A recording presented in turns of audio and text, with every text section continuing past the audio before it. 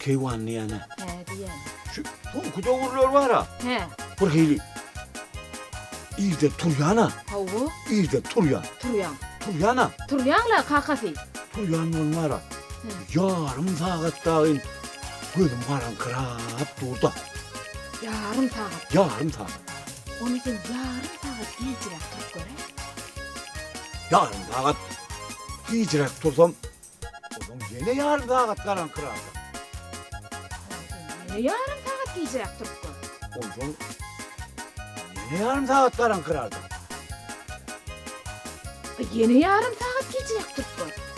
O zaman yine yarım saat karan kırardı. Kakası ne ettin ha bunu? Vay. Yine yarım saat giyicirek turup göre mi? O zaman yine yarım saat karan kırar gözüm. Giyiş turanın öyle şu yarım saat karan kırar. Dur da ol. O zaman ben yönü günüzün yatmalı. Ol yana onu. Yatıyor sana kakası. Dar buraya değişken işin yok ha. Ay şey de ayarına onu. Ay gününüz yatacaksın. Havu. O zaman gene alacağım yatıvereyim. Havu yatıyor. Ola ko olacağım. Ay bollu. O zaman keyvan. O çölün geliyor mu? Bilmedim. Yoğun var balar gördüm. Kakası değişiyor olsun ha. Çöllü baları. Çölde balar gördüm. Koy sana kakası. Hava çöl balar. Yaban balar. Gülün bile gördüm. Gözüm bile gördüm. Nehil baları. Ay ulu balar da. Nehil ulu. Şeyden. Nehil. Katı ulu. Katılı olana nehil. Filyal mı? Yok o pilyaller. He. O pilyaller o bara. Ne hilli ol. Çöl balar var. Boyun yali. Koy sana kakası. Koyun yalamır balar var mı? Tınım aytcan, tınımı gördüm. Balarlar boyun yalı uçuşmuyorlar. Balyığın atlıyorlar. Gördüm mü? Gördüm. Çınlan mı? Şundan gördüm.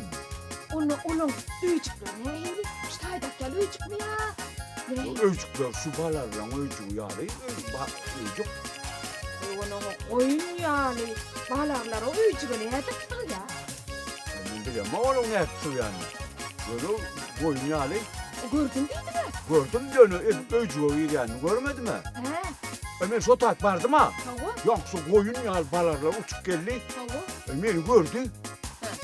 Utandı mı neyeme mi? Yine çıktılar ha o. Girmediler. Kakası değişken oldu. Koy sana kakası. Yo çanım aytcan gördüm. Yine ol. Niye öcüğe giyir ya ben onu bilem o. Kakası ben anana mokta.